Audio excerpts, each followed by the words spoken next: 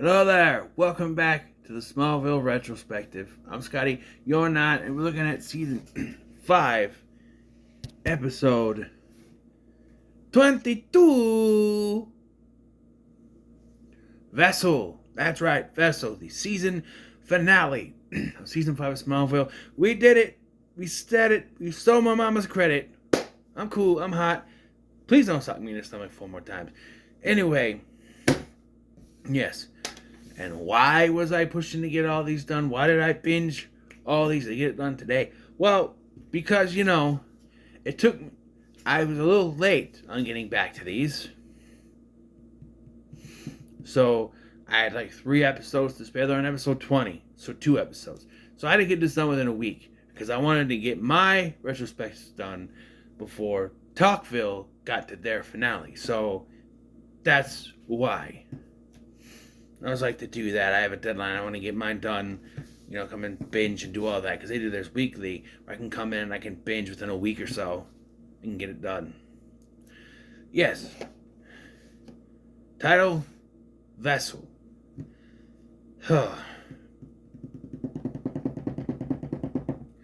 This, from the get-go, tells you, boom, we're into it. We're in it. Lex wakes up with a piercing headache, and we sort of reenact this Lana's car crash accident, where this time it's Lex driving out to the middle of nowhere, and Lana following him. He gets out to the middle of nowhere, where I'm assuming it's supposed to be like the same kind of message Clark gets, but we don't hear that kind of sound or whatever. But he runs out, and that's where Milton Fine shows up with the ship, and it takes Lex right in front of Lana. Yeah, right in front of her. What will she do? She's not talking to Clark right now. Who will she go to? Chloe.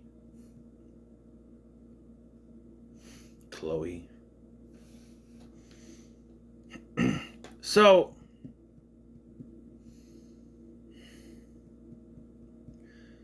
yeah.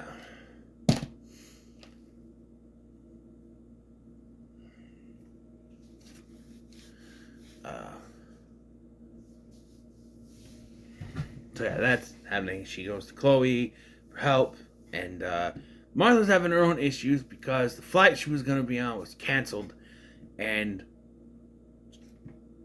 Lionel shows up to offer her his private Luthor Corp private jet.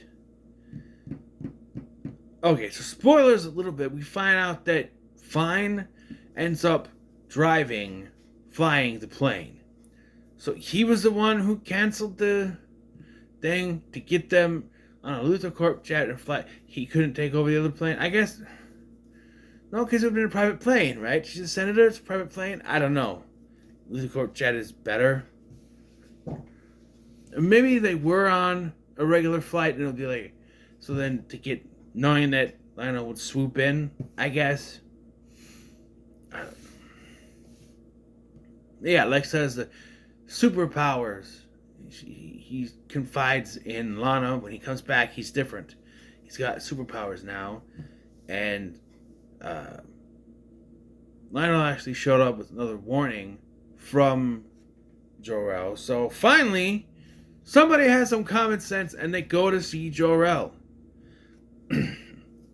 Jor-El says that they retcon something here. So he says that. So first of all, this is not a retcon, but here they directly link Zod with the destruction of Krypton, which is not what actually happened. He was a Kryptonian rebel on Krypton that so happened to make his move just as Krypton fell. My favorite version of Kryptonian's downfall is from the animated series when Brainiac is the one to create it, because it makes the most sense, right? Yeah. Well, it is here that we find out the true identity of Milton Fine, although they don't spell it out so much here. But I'm going to spoil it here because I think it's like a passing joke comment later when whoever comes up with the name. But It's revealed that Milton Fine is not a single entity. He's attached to the Kryptonian ship, which is a part of the Brain Interactive Construct. Yes, the Brain Interactive Construct. You may be saying, what's that? What's that? Well, if we take Brain, put it aside for a second, and we initialize the other three voids, IAC, Interactive Construct, IAC, put it back together, Brain E-Ac. Brainiac. That's right. Professor Milton Fine is Brainiac. One of my favorite Superman villains. Someone I think they need to use. And spoilers, Superman and Lois, they brought in Milton Fine and just made him a guy. They didn't have enough time to do Brainiac. I thought they were going to do it. I think he was manipulating Lex Luthor, but no. He's just a nerdy guy in that show. Nothing Brainiac. Anyway, yes, it's Brainiac. So, Jor-El gives him a Kryptonian blade and says he must kill Zod's vessel because it's revealed, in a retcon, by the way, that Zod's body was taken from him when he was sent to the Phantom Zone. So he's only a phantom, so to speak. Bullshit. I call bullshit because Fine was going to bring Zod through the Phantom Zone and Solitude. No mention of a vessel, unless Clark was supposed to be the vessel. I don't know. I mean, because they're making Lex just like Clark with all the powers and everything. So I don't know, but I don't know. This feels like a retcon because they couldn't find an actor to play Zod, or they realized they didn't have a budget to get an actor, so just use Lex. That's what it felt like. The whole second half of this season feels like filler. Now we're finally leading towards something. This virus thing feels like its own little story that's never completed. The viruses that he was collecting in Honduras and all that only lead to him creating the vaccine, which gives him power. And the virus that we do get is a computer virus, which of course connects Brainiac, that shuts down everything and causes people to loot and go crazy and all that shit. Yeah. And I do like the conversation that Clark has with Lionel, where it's like, well, if you have to do it, then you have to do it. And he's like, even if it is your own son, Lex is the vessel. And, I like how he's, Lex was not raised by you. Raised by someone like Jonathan Kent. Or raised like you. I raised him to be ruthless. Basically saying he's not going to be like you are, Clark. He's going to be different. Especially when Zod gets a hold of him.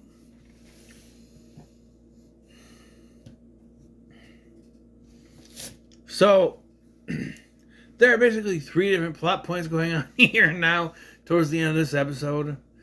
You get to the second half. So, Clark realizes what he has to do and leaves the Deadly Planet. Not before Chloe gets one last smooch on him. The final anything. Chloe having feelings for Clark, because after this season they completely write it off. She says something to the effect of, oh, it was a last moment thing. I didn't think I was going to survive. I think I was going to see you again, that sort of thing. She gives him a smooch. After we had this fantastic save, by the way, when he's standing there, car comes crashing through, he grabs her, spins around, and puts his hand up, stopping the car from hitting them. And she's like, Clark, you can't do that all the time. And he's like, you're right, I have to stop Zod. So they have the face down in the mansion or something. I think something like that. They have the face off between the two of them. They have a superpowered fight, and then and then Fine shows up and tells Lex to finish him. Clark gets ahead of it and has the blade to Lex's neck, to which Fine says, do it. Do it. Finish it. And he throws the blade at Fine. It hits him. The crystal turns red. The crystals in the fortress turn red. And then this releases Zod. What? Hold on. Hold the hell on. Okay? This is how Zod is released. I forgot how it was. He is preparing Lex for Zod's arrival. In order for this to happen, Clark has to stab Fine, Brainiac, with a blade given to him by Jor-El. So I could see how Fine would know that Jor-El would give him that blade to do it. But he, in no way, shape, or form, could have ever predicted that Clark would use it on him. This is very stupid. Yeah, Zod gets in Lex's body, and I like how he goes, you have your father's eyes, Kal-El. And then he opens the portal to the Phantom Zone and sucks him in. Yeah, we're not done. There's other plot points. So, like I said, Martha and Lois are on the Luthor Corp jet flying to DC, right, for their little meeting thing. And Lois falls asleep. She wakes up. It's been a while. Apparently, Martha's not been keeping track of time because they should have been in DC an hour ago. And they're on a different side where there's lots of snow. And we see that Fine is flying the ship. Well, then, once Fine is dead, for now, the ship, they lose, because air pressure. They lose air pressure, and they suffocate. It does crash in the snow. So you know, we'll find out that later. And then we see Chloe trying to go through the streets when people are just gone nuts attacking. And she gets into Lionel's limousine, only for looters to come and attack and pull them both out. And then Lana comes running out, but she's not in the same. It looks like she's right there, but editing is weird. She goes into the looter court. This was a weird choice. She goes to go into the looter court building, and some guy stops her. She kicks him in the balls and then knocks him down. Why was that needed? Why do we need to see Lana being a badass here? I don't get the point of that. Was there like, oh, we need an extra few seconds in this episode. Have someone grab her and she fights him off. There's no point to that. I'm like, why is he grabbing her? Why did you do... What was the point of that? She gets into the Luther Court building. Maybe someone said, you know, she can't just run in there. There's looting going on. Someone has to grab at her or something. Maybe that's what it was. I don't know. It just felt out of place to me. She gets up there and Lex, or Zod explains, she's like, I don't know, this dialogue, I don't care. Basically, I ran away, and Clark and I, like, when Clark tries to tell her that earlier that he's dangerous, he told me his secret. Bitch, who cares? Who cares? You saw him abducted by a spacey ship, and now he has all these powers. And this Milton Fine is a bad guy. And it was after he went to the spacey ship, he got the powers. 2 and 2 equals 4 here, lady. But no, you rather just throw Clark under the bus. I don't know why I said like that, but yeah, and then they have a smooch on top of the building, which is a nice shot. And then the final shot is Clark going in through space in the Phantom Zone. And I think we get a little reprise of the Superman theme. Something like that. I don't know. And there you have it. The end of season 5. Now, Alan Miles, the producers of the show, the writers, the showrunners, whatever, they have said that this is the best season. Well, the first half, I could say, is some of the best Smallville has to offer. The second half, oh boy, those fillers suck. They're on par with the fillers from the latest seasons of The Flash, where it's just they have nothing to do with the main plot. Anything that they want to push the main plot of the season forward or the story arc forward is done in the B plot. Go! No, I don't know. I seem to like season 4 better than this. I think the Kryptonian Stones story was more cohesive. Yes, there was filler, but I think it worked towards the arc, where the filler here just feels like throwing out whatever episode. Do whatever. I'm sorry. I am so sorry, but no.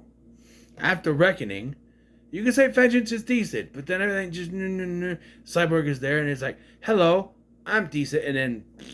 Until the final 2 episodes, really. Final 2 episodes. Oracle and this one.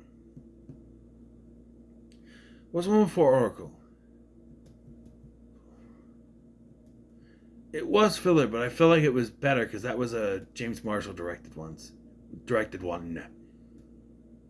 I don't know. I don't see best season. The fillers are some of the worst fillers I've seen in a show, in a superhero show at least. Yeah, I don't know. But what are your thoughts on this episode and the season as a whole? Let me know in the comments below. Make sure to like, share, and subscribe. Thank you for watching. I've been Scotty, and I'll see you in the next one. I don't know when that would be, but maybe next year. Most likely next year. Bye.